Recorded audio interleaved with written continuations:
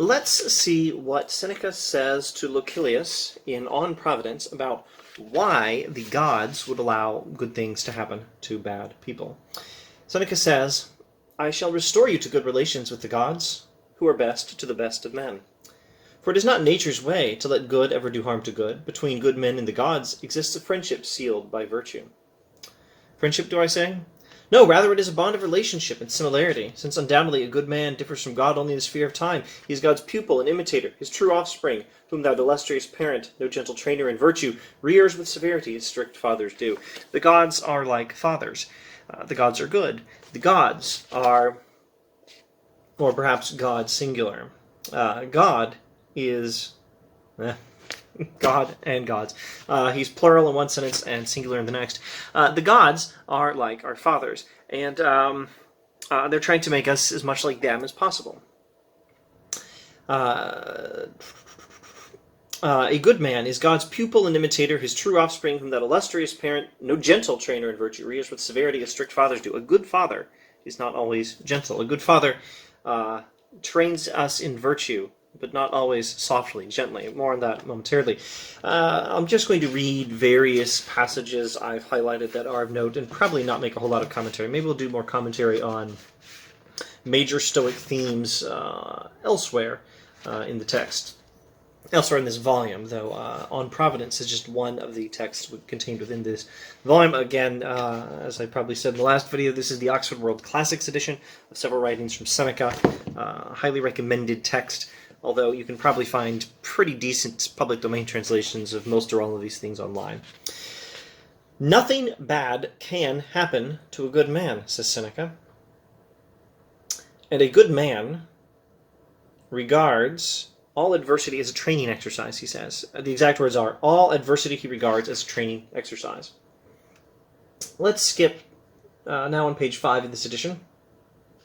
"Do you not see how differently fathers and mothers show their love?" Now, this may be maybe an oversimplification of the distinction between fathers and mothers, or I don't know, maybe some of us will criticize it more harshly than say it's oversimplified.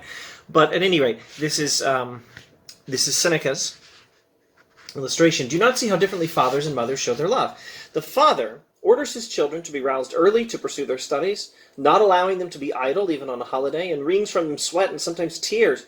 But the mother wants to cherish them in her embrace and keep them out of the sun's glare, and wishes them never to know sadness, never to shed tears, never to toil. It is a father's heart that God shows to good men. He loves them in a manly way and says, 'Let them know the pain of toil, of suffering, of loss, so that they may acquire true strength.'" A mother's just way too nice in Seneca's way of thinking. Or maybe a mother's great for raising small babies or something. I don't think he's necessarily opposed to mothers. But there's a distinction between the kind, soft, gentle, nurturing mother and the harsh father who trains us in higher things. Seneca thinks a good father is going to be not so gentle, not so soft. A good father is going to make us work to achieve maturity and virtue. A good father is not going to let us get off easy. A good father will want us to experience some difficulty in life so that we can grow up. And that's what the gods are doing to us. The gods will say of us, "Let them know the pain of toil, of suffering, of loss, so that they may acquire true strength." Like a father telling his kid, get out of bed and do your chores, do your homework, and all that. Okay, skipping all the way to page 13 in this edition. "God's purpose, and the wise man's too, is to show that what ordinary men desire and what they fear are not either goods or evils, but it will appear that there are goods, if these are granted only to good men, that there are evils if these penalize only bad men." My marginalium here states that Boethius used this argument too. I don't know if you can even read that. It says one of Boethius' arguments from the Consolation of Philosophy, that is. Okay, so the purpose of God, or the gods, is, well, among other things, the purpose of letting good people suffer in this life is to train them in virtue.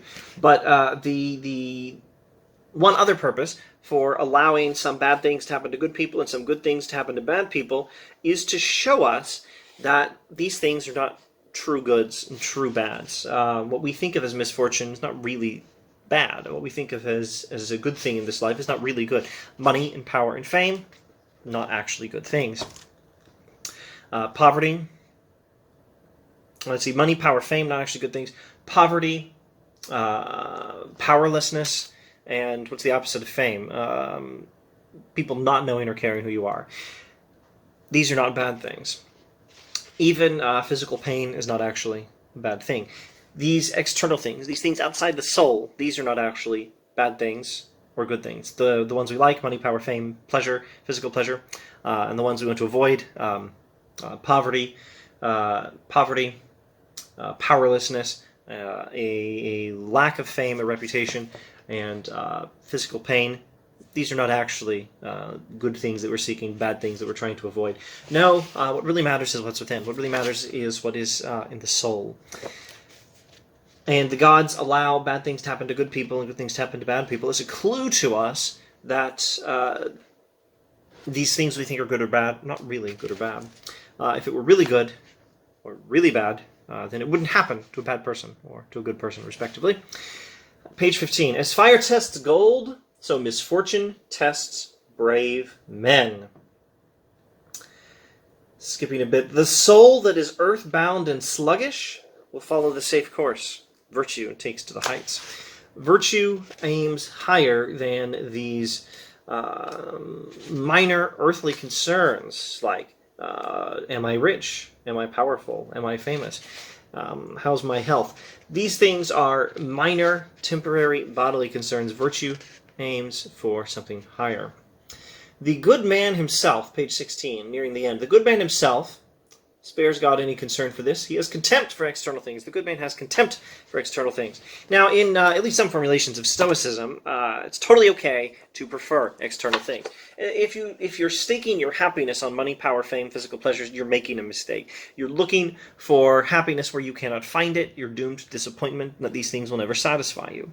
That's very basic Stoicism. If you're staking your happiness on money, power, fame, physical pleasures, you are thinking that certain things are true goods and the source of happiness when they are nothing of the sort. But if you can be virtuous, if you can be content without any of these things, there's nothing wrong with preferring, all else being equal, to at least not be in poverty. The point is not that no one should ever have any regard for money, power, fame, physical pleasures, or at least physical comfort, a lack of pain. The point is that these are not the purpose of life. The point is don't stake your happiness on them. The point is that these are not truly good things in themselves. The point is that virtue is. The point is never sacrifice virtue for any of these things. Always sacrifice these things for virtue. But if you can have virtue and some money, that's okay. That's fine. It's okay to prefer them. That's a fairly normal Stoic perspective. Now here Seneca, perhaps being a little rhetorical and overstating it, says, the good man himself has contempt for external things. But maybe it's less contempt in whatever connotation that might have in English. I guess maybe I could check the Latin if I had world enough in time. The real point is that you disregard them. You don't need them. You look at these external things, if you're a virtuous person, money, power, fame, physical pleasures, and you think, I don't need that. That's not what I'm trying to accomplish in life. That's not where my happiness lies. That's not the point of my existence. These things are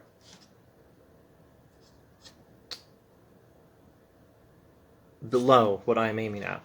It's not necessarily contempt. It's more like disregard. That's a good synonym. Now, if I had more enough time, I could check the Latin. Maybe contempt is and it's all its connotations are very appropriate. Maybe Seneca is not taking that one Stoic position that says it's okay to prefer them. Maybe he thinks you really should despise them, or maybe he doesn't actually think that. He's just being a little rhetorical, maybe overstating this case. I don't know. Honestly, I don't know. Outwardly, you do not shine. Your blessings are directed inwards, he says, very near the end of the text, page 16. Outwardly, you do not shine. Your blessings are directed inwards. Inside, I have given you every good. Your good fortune consists in not needing good fortune. Now, this is, I believe, what God could say to us. Outwardly, you do not shine. Your blessings are directed inwards, etc. Inside, I have given you every good. Your good fortune consists in not needing good fortune. What is good? is within. What is good is in the soul. What is good is where virtue is. Outwardly, you may have bad health. You may have poverty. You may not have fame. You may be powerless. You may not have money, power, fame, physical pleasures. But inwardly, if you have virtue, you have every good you need. And true good fortune is to not need what we think of as good fortune, these external goods. All right, let's be done with Seneca's On Providence. We'll go to another Seneca text in this volume in the next video. Thanks for watching.